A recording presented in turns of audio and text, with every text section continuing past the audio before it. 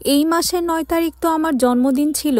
তো জন্মদিন উপলক্ষে আমার হাজবেন্ড আমাকে কি উপহার দিচ্ছে এবং ঘুরতে যাওয়া নিয়ে ছোটোখাটো কিছু টিপস থাকবে আমার পক্ষ থেকে। আজকের এই টাটকা টাটকা গরম গরম একটি ব্লগ নিয়ে হাজির হয়ে গেলাম। তো কে কোথা থেকে দেখছেন অবশ্যই কিন্তু আমাকে জানাবেন। হ্যালো এভরিওয়ান, আসসালামু আলাইকুম। আমি Farzana Lopa. Welcome to my blog and welcome to my page passionate beauty by Farzana Lopa. তো চলুন ব্লগটা শুরু করা যাক। তো গতকাল ঘুম থেকে উঠেছি এবং সুন্দর একটি সকাল ছিল। তো ঘুম থেকে উঠে ফ্রেশ হয়ে নিয়েছি এবং আমি ফেস ওয়াশ করে টিস্যু দিয়ে অলওয়েজ ফেস মুছি, কারণ আমার অ্যালার্জেটিক এবং সেন্সিটিভ স্কিন হওয়ার কারণে আমি টাওয়ালটা একেবারেই অ্যাভয়েড করি।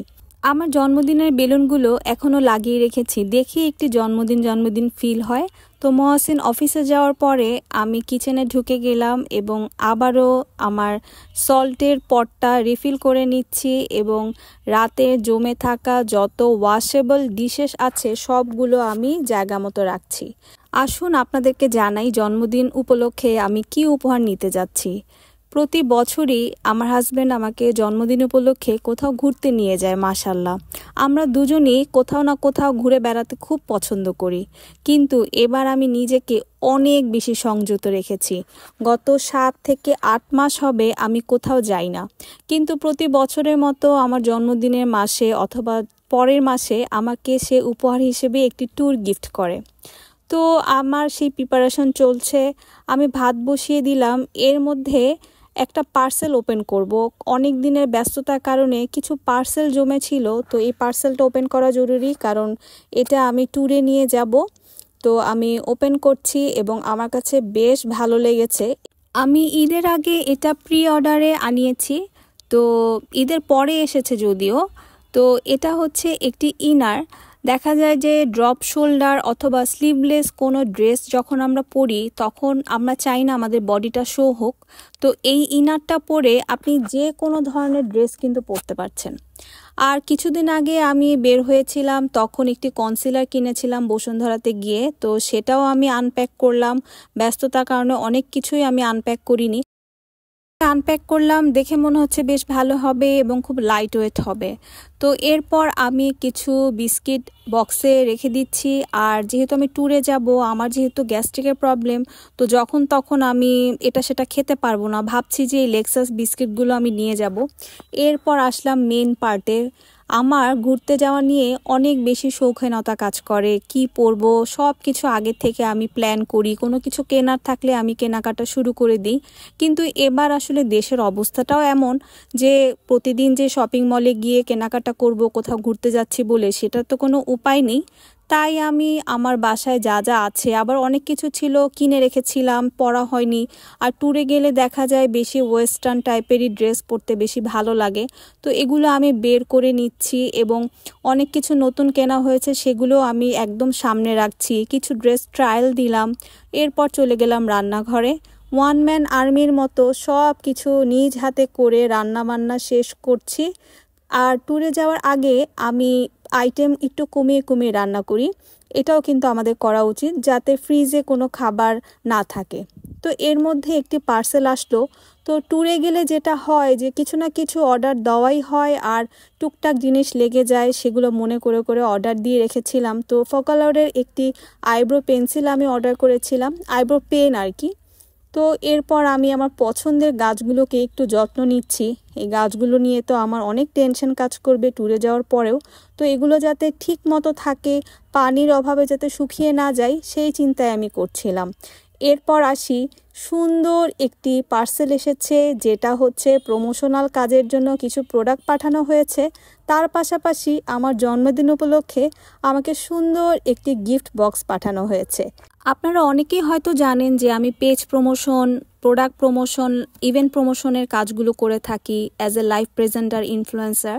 তো আমার কাছে কিছু প্রোডাক্ট এসেছে, আর দেশের অবস্থার কথা চিন্তা করে আমি একটি অ্যানাউন্সমেন্ট করেছিলাম যে আমি ফ্রি প্রমোশন করতে চাচ্ছি কিছু কিছু পেজের জন্য। তো যারা যারা আমাকে নক করেছে তারা আস্তে আস্তে আমার কাছে প্রোডাক্ট পাঠানো শুরু করেছে। তো গিফট বক্সটা খুলে আমি কি কি পেলাম আসুন দেখি। আমার কাছে খুবই ভালো লেগেছে যে আপু আমাকে এত আদর করে এরকম গিফটগুলো পাঠিয়েছে। আপুর পেজটা মূলত জুয়েলারির পেজ, পাশাপাশি আপুর পেজে কসমেটিক্সও পাওয়া যায়। তো এই সুন্দর সুন্দর জুয়েলারিগুলো আপু আমাকে গিফট হিসেবে দিয়েছে। আমি অনেক বেশি হ্যাপি, অনেক অনেক থ্যাংক ইউ সো মাচ আপু। এবং আমি ট্যুর থেকে এসে অবশ্যই আপুর প্রোডাক্টগুলো নিয়ে লাইভ করব। তো এরপর রাত হয়ে গেল, একটি সিরিজ দেখা শুরু করলাম। আর এত রান্নাবান্নার পরেও আমার হাজব্যান্ডের ডিম ভাজি লাগবে। তো সব কিছু শেষ করে খাওয়া দাওয়া করলাম, ঘুমিয়ে পড়লাম। তো আসি আজকের দিনের কথায়। আজকে ঘুম থেকে উঠলাম, ফ্রেশ একটা মর্নিং। তো এরপর ভাবছি, আর এক্সাইটমেন্ট তো খুবই কাজ করে যেদিন ট্যুরে যাব সেদিন।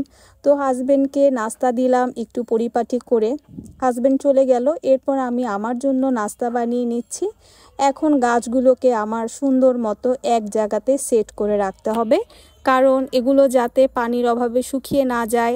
আর ইনডোর প্ল্যান্ট আমি বেশি ভালোবাসি, তো আমি ইনডোর প্ল্যান্টগুলোকে বারান্দায় সেট করে রাখছি। আমার বাসায় যেহেতু 4টা বারান্দা, তো কম বেশি প্রতিটা বারান্দায় আমার কম বেশি গাছ আছে। তো কিছু কিছু গাছ আমি এভাবেও গ্লাসে, তারপর গ্লাসের জারে রাখি, সেগুলোও এক জায়গায় করে রাখছি। তো এরপর হচ্ছে ব্যাগ গুছানোর পালা। তো ব্যাগও আমি বের করে নিয়েছিলাম, আর কি ড্রেস নিব সব আমি সেট করে নিয়েছি। আমি ট্যুরে গেলে কয়দিনের জন্য যাচ্ছি, কি পরবো, কয়বেলা কোন ড্রেসটা পরবো, এভাবে ভাগ করে নেই। এবং প্রতিটা ড্রেসের সাথে আমি জুয়েলারি এভাবে ম্যাচিং করে সব কিছু ঠিকঠাক করে নিয়ে যাই। এক্সট্রা অনেক সময় নেওয়া হয়, কিন্তু খুব চেষ্টা করি এক্সট্রা কোনো কিছু যাতে না নিতে হয়। ড্রেসের পাশাপাশি জুতাও আমি প্রয়োজন মতো গুছিয়ে নিচ্ছি। এর মধ্যে মহসিন আমাকে বলে রেখেছিল যে কি ওর জন্য বের করে রাখতে হবে। ও এসে জাস্ট ব্যাগে ঢুকাবে, তো আমি ওর জন্য এগুলো সব বের করে রাখলাম।